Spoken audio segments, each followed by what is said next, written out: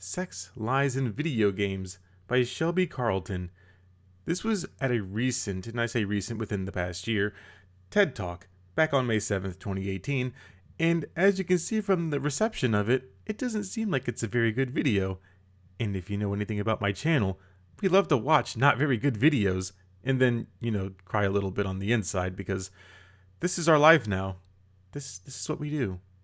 When I was little, I remember watching my dad play video games because the games were a little too scary for me to play, but apparently they weren't scary enough that I couldn't watch.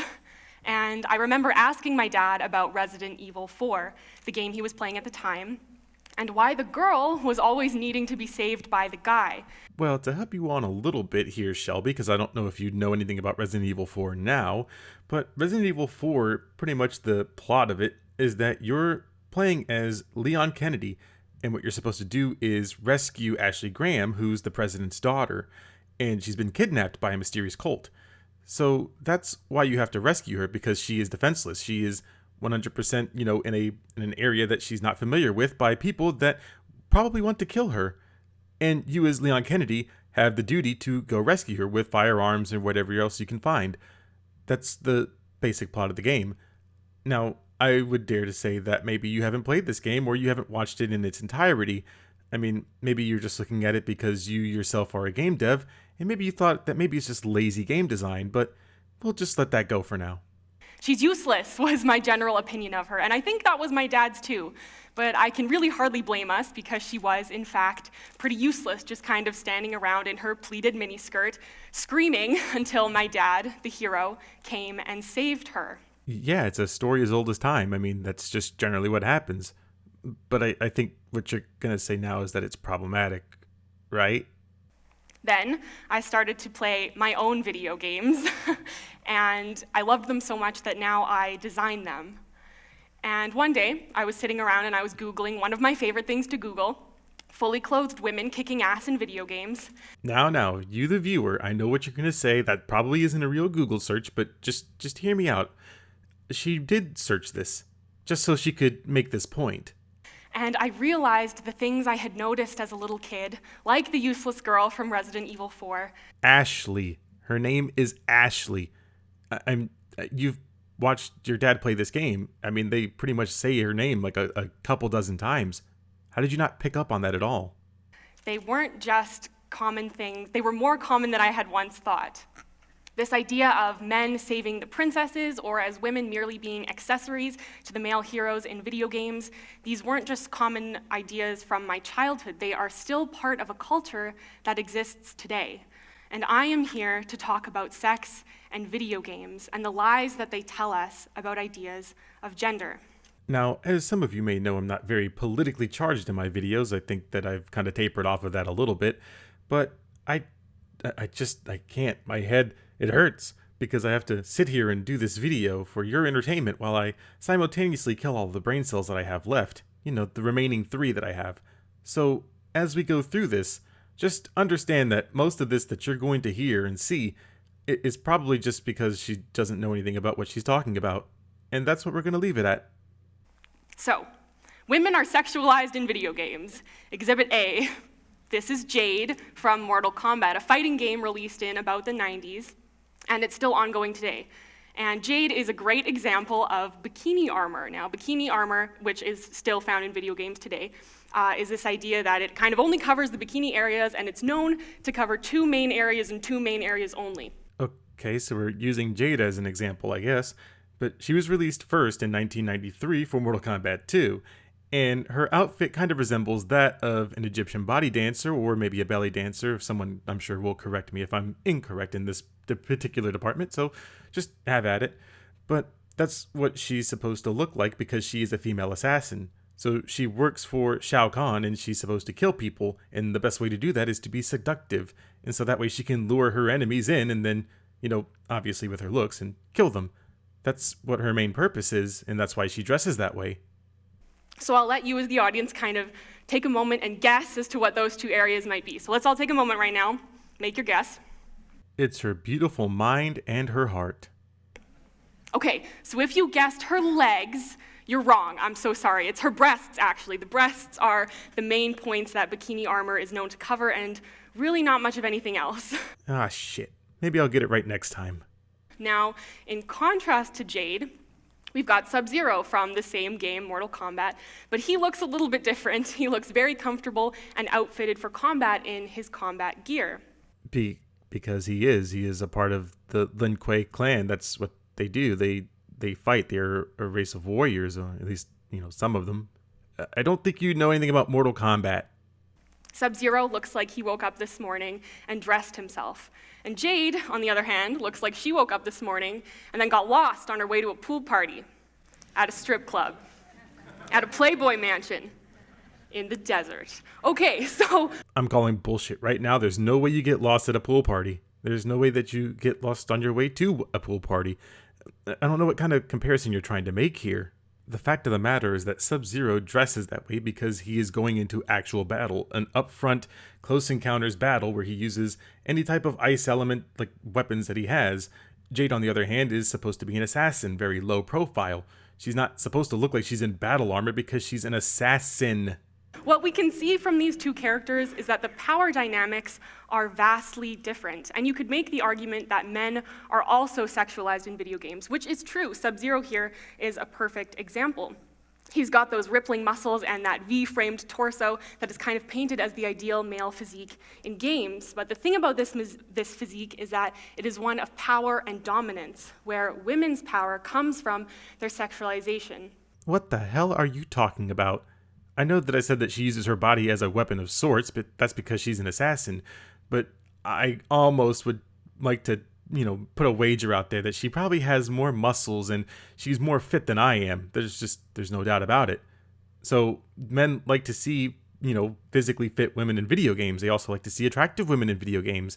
We like to see attractive men in video games. We don't want to play as ugly people.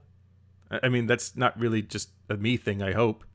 And this paints a very different picture of capability between men and women in video games. Because I'll be honest with you here, Jade looks like a bit of an idiot, because who shows up to a fight wearing a bra? Almost every woman on the face of the earth shows up to a fight in a bra, Shelby.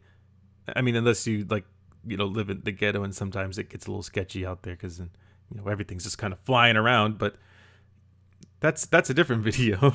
Where Sub-Zero looks extremely capable, intelligent, and like he knows what he's doing based on his attire alone. That's awfully sexist of you. Who said that Jade looked like she was stupid? Jade is a completely intelligent human being. She's one that, can kill multiple people. She's an assassin, after all. She is probably one of the best fighters in the entire game. If anything, I would say that Sub-Zero is pretty mid-tier. I would say he's pretty mid-tier. I think Jade's a little bit above him. She just has so many quick moves. She's fast. So let's take a look at some more power dynamics commonly found in video games. This is Grand Theft Auto V, and women aren't treated very well in this game. Neither are the men. Essentially, this boils down to their lack of agency in both the gameplay and the narrative. And what this means is that, for example, you can hire a prostitute, sleep with her, kill her, and then walk away like nothing ever happened. But did you know, alternatively, that you can kill any male character in the game? You can just run up and shoot them in the face without hesitation. All you have to do is just run up, you get out whatever gun you have or weapon, and you just murder them in cold blood.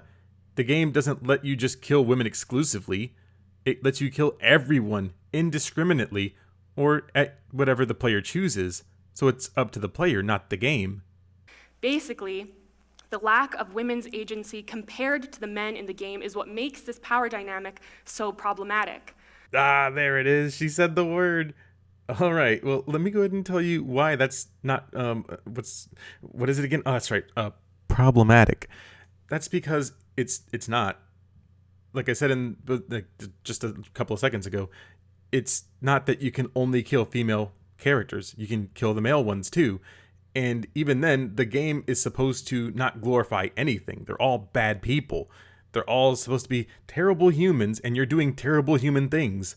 So, no one looks good by extension, Shelby.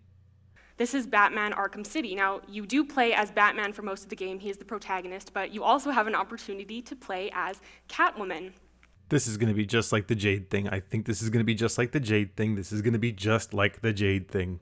But the ways in which these characters are interacted with enemies based on taunts and threats are vastly different. So Batman is often attacked based on how freaky he looks in his costume. Whereas Catwoman, she is attacked, and please note she is also wearing a costume, she's attacked based on her gender.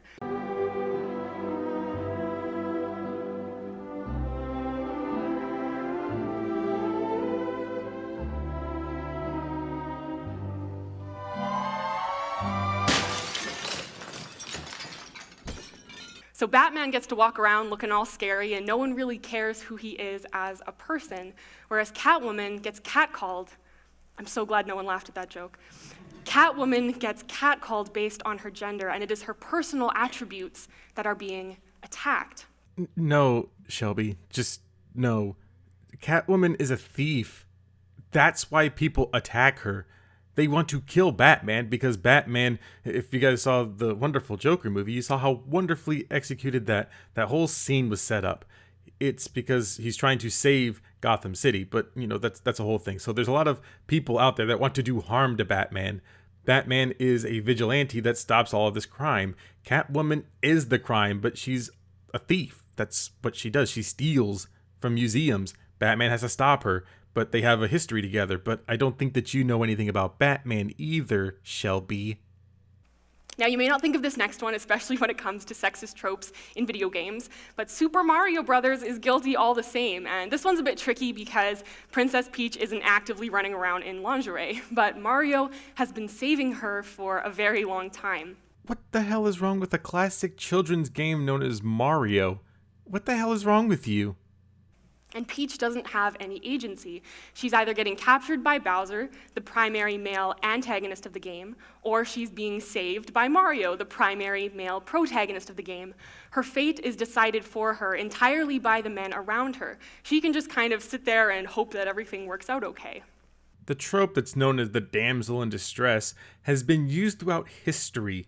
It's when somebody that's usually a female that's pretty beautiful, or someone that is just a very attractive woman, when they are placed in a dire situation, they're having to be saved by the hero. Usually it's a male. There's, sometimes there's a female. It depends on what stories you read. But most of the time it's men that are saving them from a villain, so from a bad person, or from any type of monster, usually a dragon. Those things have existed for hundreds, almost if not thousands of years. So what the hell are you trying to go on about here? So what is the problem here? Well, these games and the games like them, they reinforce ideas of misogyny, that women need men, that women don't have an agency of their own, and that women's power comes from their overt sexuality, much like Catwoman, while at the same time they are chastised for that same sexuality. So I noticed that you skipped over Peach because you were trying to make an example of how misogynistic it is that they dress a certain way, and it shows how they don't have any agency of their own. But Peach is dressed pretty modestly. She has her gown and her dress and things like that on. I don't think that that's an issue. I don't think that what any of these women wear is their issue. I think that if they have the power to be women and have these, free ideas and these wills of their own, I can almost guarantee you $1 to a donut that you could probably find a female designer on this game, on any of them. Now, obviously, things like these are still very prominent in video games. This is still happening. So what do gamers and game designers tell themselves in order to justify these sexist tropes? For Grand Theft Auto, you could argue that this game is satire. Now, satire is the use of exaggeration to criticize something. And all the characters in Grand Theft Auto are supposed to be bad people. That is where the satire comes from. And also companies like Life Invader, which is supposed to be like Facebook. It's making fun of the fact that in this modern society with, modern technology, we have Life Invader because that's what Facebook is. They are a life invader. They steal your private information and they sell it. That was spoofed in that same game, if you forgot anything about that. The guy dressed up like Steve Jobs, who, rest in peace, is probably rolling around in his grave that I even brought him up in this. But the problem with this is that when women are depicted as only being nagging housewives or just characterless sex workers, This is just another typical portrayal of sexism in video games. It doesn't push the boundaries far enough. I'm glad that you brought this up, Shelby, because if you remember, I know this was a little bit after the time that this video came out, but in the new expansions that they've had, like the CEO one where you can like run your own business, they have the female assistants there. That's what they are usually qualified for. They don't usually seek out anything that's a CEO job, which is why there's more men CEOs than there are females. They want more time with their families. They want more time at home. That's why men will bear the burden and they will become more rich and successful by becoming CEOs. Even in the newest expansion for Grand Theft Auto Online, it's where you can pretty much go to the casino. And even one of the females that's in charge is super powerful. So where satire may exceed or succeed for the men who you get to play as and whose stories you get to experience, it fails on the side of the women. Man, I'm really glad she didn't bring up anything about Saints Row. I mean, that game definitely doesn't have anything against any female character. Okay, oops, sorry. For Batman Arkham City, the argument could be made that the sexism is justified because it's based on source material. And it's true, the comic books came long before the films or the video games ever did, and the women of Gotham in these comic books were sexualized. But to that, I say we need to be better than what has come before. If all game developers ever do is recycle ideas of the past, we'll just be stuck in this circle of sexism forever, because sexism is kind of all that did come before. But we have corrected sexism in some regard. I wouldn't say that it's completely gone, because even now with the latest Apple Card fiasco, where they have given more credit to men owners that have the Apple Card than the female owners because of simply just being biased towards women. You know, it's unconfirmed. I can't say one way or another. But those things are sexism. What happens in video games isn't necessarily sexism. When you see that women are making more than men in some regard in certain fields, and there's women that make more at my job than I do. So is it sexism then, or is it only because they're empowered females? I have no idea. You tell me. So yes, it's great to take from source material and to honor source material, and I think we can still do that without continuing the sexism. Now finally, for Mario, the argument could be made that it's a great story about friendship and love and going to great lengths to save the people you love. And I'm all about that kind of story. I'm a bit of a hopeless romantic myself, I'll be honest. But the problem is, Mario has been saving Peach since 1985, and it's gotten a little bit old. Wait, is that it? Is that your point? Is that it's gotten old? I mean, there's story behind it. I mean, you don't know the story behind it. I know you don't, because you don't know jack shit about video games, but it's because it's gotten old? And so now we need to change it because you want it to be changed? Oh, okay. Maybe, this is crazy me. You know, if Mario and Peach were the great friends that everybody says that they are, maybe Mario should just teach Peach how to double jump, and then she could save herself and the world too, and we wouldn't be having this problem in the first place. Did you happen to know that in the game Super Princess Peach, Mario and Luigi and Toad all get captured and kidnapped by Bowser? And Peach is the one that has to save them? I just thought maybe you would wanted to know that. I just didn't know if you knew that much lore behind what you were trying to bring up here. But we're going to get back to Mario and Nintendo in a little bit as to how they justify their narratives of boy saves girl. Because first, let's take a look at how we got to where we are. So in the gaming industry, this kind of took off around the 80s, and during this time, only 3% of game developers were women. So basically, games were being made by men for men, and it also didn't help a popular industry attitude of the time was very much shared by Nintendo, who in 1994 said, boys are the market. This is why so many games from that period and now continue to feature male characters and male protagonists, because this attitude is kind of the one that stuck. No, you fucking moron. It's not the one that stuck. That's the truth. Boys were the market. And especially back in the 90s and the 80s, that's what their market was for. It was for boys. Boys predominantly played video games. That's why you see so many of the stereotypical nerds that have the pocket protectors and things like that in older movies, because those were the market for the video game developers. A lot of people that looked that way wanted to make video games or in a form of entertainment for people that looked like them. And even if you wanted to take the number of the game developer demographics from 1989, to say that 3% of the female demographic that you have is only that small portion, that's still a lot, considering the fact that there are not that many in the video game industry, at least back then, but there are more now than there have ever been before.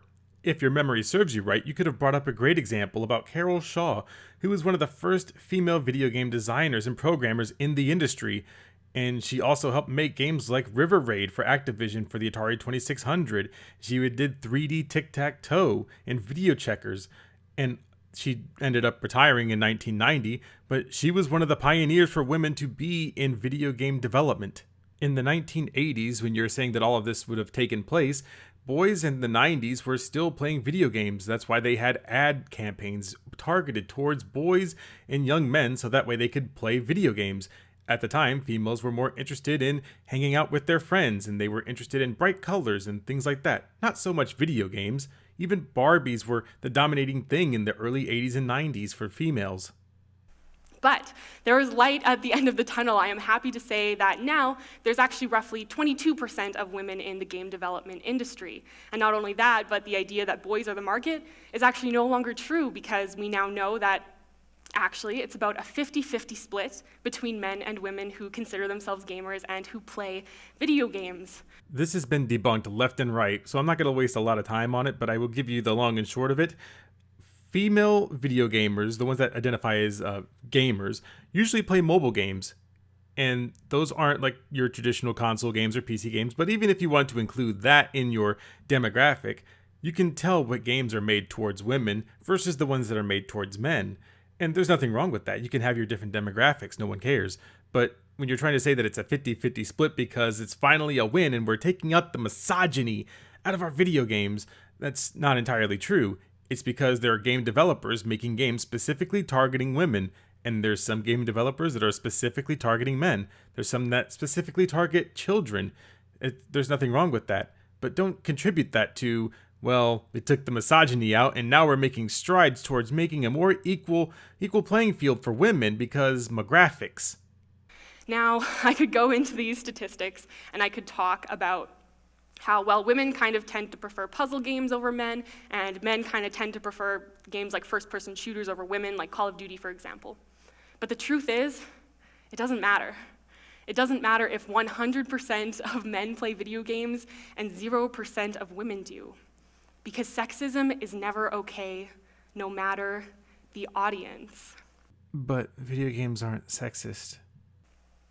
Now, what is okay is equal representation of gender. Now, why is that important, you ask? Well, that is a great question, but it's also a really tough one. So thankfully, Mark Rosewater has answered it for us. Now, Mark Rosewater is a designer for Magic the Gathering, a deck-building game, and he was actually recently asked why so many of the cards in the game feature women on them when the player base is actually a majority of men. And this was Mark Rosewater's response, and I'm quoting verbatim here, so bear with me. Seeing, sorry. Oh no, take your time. I can't wait to hear what you have to say. Seeing a warped world is harmful for everyone, men included, because it leads to a warped worldview. Seeing less women or minorities in entertainment sends a message that they are less important in the real world, that they play less of a role. Having a majority of male players makes it even more important that we strive to make games that reflect the real world, because perceptions shape reality, end quote. Firstly, that's not what he was asked. Mark Rosewater wasn't asked why there were so many women cards in the game. It was then asked by this person on Tumblr who said, why is Wizards trying to fix something that isn't broken? A game with a majority male player base, pro scene, and company staff, at least from what I've seen of R&D credits, makes sense to have a majority of cards be male. You always talk about how people want to see themselves in the card. You were just doing that with the majority male representation. And he did answer exactly what you said in that part of it, but you left out the last part, and that's not even getting into the huge value for everyone else seeing themselves in the game. It's hard when you're used to seeing yourself always represented to get how much it means to people who don't frequently have that opportunity, but I hear it each and every time we do it. It means a lot. So no, warped entertainment is a problem, and it does need fixing. No one in the entire gaming sphere has a problem with seeing a female character or a brown character, because we've had all of those for a while. Even a little bit after this video came out, we've had games like Indivisible come out with a brown female lead. She's one of the best written characters, and she's super tough. Everyone likes her. I mean, for the most part, I like her, but those kinds of things are already in our media. That's why we have games like Tomb Raider that depicts Lara Croft going against challenges that men aren't able to survive most of the time, and at least in those games. But those are the things that I'm talking about. No one has a problem seeing female characters, and if you were to ask a majority of gamers whether or not they wanted to have a female-led game, most of them probably wouldn't care. So when games are being designed depicting women as only sexualized objects or as only being yelled at in sexist ways, it sends a message back to the real world that not only is that acceptable behavior, but that it is something to just be expected. It was awful the way the sexist habits of Indivisible just crept on in, and I didn't even notice it. In fact, I didn't notice it so much that it didn't even happen. That's not in the game. I don't know what you're talking about. Even in Tomb Raider or games that have female leads, they don't get talked down to in sexist ways. They're just, that's what the real world is. If there's a villain, they're going to do bad things. What are you talking about? What are you even talking about? We're telling women that they can't be heroes. But of course, we know that isn't true. We know that women can be heroes. But then why am I standing here right now? Why am I still talking about the seemingly simple idea of giving women pants in video games? Basically, the question boils down to this. Why do we still suck at portraying half the world's population in this medium? And to even begin to answer this question, let's look to Anita Sarkeesian. Oh my God. So this is why you're making this presentation at TED, is because you wanted to talk about how great Anita Sarkeesian is, and how she thinks that all of these tropes that are in video games are harmful to women. But you forget that women are an essential part of every video game, and sometimes they're more powerful than the men are. I don't know if you've ever played the game or even heard of it, but Nier Automata has lots of female characters in it, and they're all more powerful than the men. I mean, there's only like one, but all the female characters are awesome, and they're powerful. What? In 2012, she started a Kickstarter campaign trying to get funding to start up a YouTube series that would hopefully explore ideas of gender and sexist tropes in video games. But before this campaign was even greenlit, she received massive backlash, including threats of rape, of death, and of the release of her personal information. Game journalists have also had similar experiences to Anita when trying to call out sexism and misogyny in video games. Just as a note, I do not condone anybody do any of those things. So if you've done them, then yes, you're a bad person. You should never do any of those things and send death threats or rapes to people, whatever. Now, what I will say for just at least this instance is that Anita Sarkeesian doesn't just say that these things are sexist and they need to change. She says that men are bad and that they need to be eradicated. Now, she may not have said it in such harsh words, but essentially she says that you have white male characters and they're not needed in video games. Get them out of here. But we want a all-female video game, similar to how Ghostbusters in that kind of worked out. TED Talks like the one I am giving right now about gender in video games that have been posted to YouTube have had the comments turned off for being so negative. Being negative and having criticisms towards something that is factually incorrect is not harassment. Stop acting like it is. So clearly this tells us that there is some serious backlash regarded around the topic and talking about these ideas of sexism in video games. No, people that usually speak out about these things are very anti-censorship. They don't want things censored. So if an artist creates something, like if you guys remember my awful tweet on the Twitterverse, if you guys remember, I just called something an abomination. Probably not the word that I wanted to use, but I only removed the tweet because of the respect of the artist, not necessarily the backlash, but I still stand by what I said. The art was ugly, but I don't want that artist to stop making art. Now, just because I find something repugnant doesn't mean that everybody else has to. In the same way that if you find something sexist, not everybody else has to either. Now, if it's clearly a problem, then it will be addressed. But no women are actually being harmed by the fact that there's pixels on a screen that dress differently than you do. When somebody makes somebody look like Jade, for example, or even Catwoman, or for whatever reason you want to make your character look like Peach, then that's fine. No one's going to argue that. But if you're taking a character that is like any of those from we'll just say this for an example, from any of those games, and you were to change them in some kind of way that is disrespectful to the original artist, then that is censorship, and people aren't happy with censorship. So when you're trying to make women look unrealistic, or if you're trying to say that this is how the character has to look now because it's sexist the other way, then that's censorship. And I'm not going to be one to stand up here on the soapbox and tell you that the way that you draw characters is wrong, but I think that you'll know the reception you get when you get it. I know I don't have all the answers, I don't pretend to have all the answers, but I think one of the reasons for this might be because to the privileged, equality feels like oppression.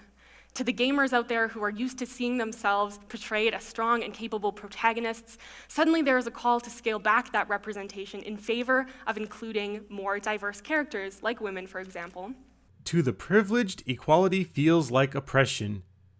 But nobody is privileged. No one gets to have privilege. Everybody has to work for what they have. Even the people that are, I guess you could say, in the 1%, had to do something to get the wealth that they have. Some of those people came over from another country with nothing but the shirts on their backs, and they worked hard for it. Some people didn't, and then they're homeless. That's completely not even close to this. People are never just truly privileged. Even if you are a white male, which are more of the demographic that play video games, or at least certain ones, I mean, that's fine. Anybody can play a video game and relate to the main character. You don't even have to play as a person. You could play as a monster. You could play as an old person, even though you yourself are not an old person. Video games don't gatekeep and tell people who can and can't play video games. They don't say, well, you're not a woman, so you can't play as this female character. No one does that. Stop making it sound like it does. It does not happen that way.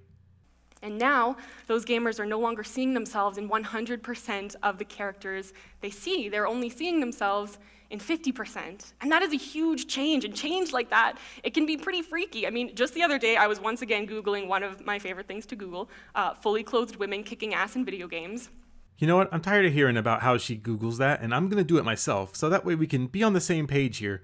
And there's no pun intended there. I just wanted to see what the results were. And I found an article about it. So think how freaked out I was that so much change has happened that now other people I'm learning are also asking these questions and wanting to know more about these ideas. I just want you to know I did that search, and the only thing that I could find was from like the Daily Beast, and it was Gamergate fail, the rise of ass-kicking women in video games. That was pretty much like the only thing. I mean, there's other articles about kick-ass video game females and things like that, but no one's denying that they don't exist. What you're trying to say is that there's a lot of fully clothed women, and sometimes some of them don't. I'm not really getting your point here. Now, I know I've talked a lot about sexism in video games, but it's also important to note what I am not saying here. I'm not saying don't play your favorite games. Love the games you love. If you love Grand Theft Auto 5, then that's great. Grand Theft Auto 5 is a great game for so many reasons, but that does not make it any less sexist. Because it's not sexist. Play the games you want to play, just play them critically. Be aware of the lies that they tell about gender and sex and men and women, and don't be afraid to criticize them or to support those who do. Video games are a hobby that many people can enjoy, and no one's telling you to turn a blind eye to them either. I get what you're saying. But if you don't like something, or you don't like the game that's being played, or the one that you're playing, then don't play it. No one's forcing you to sit there and play Grand Theft Auto 5 and say, oh, look at this dumb fucking woman in this game. She's so stupid. If anybody did that in real life, they'd be arrested. Those are real crimes.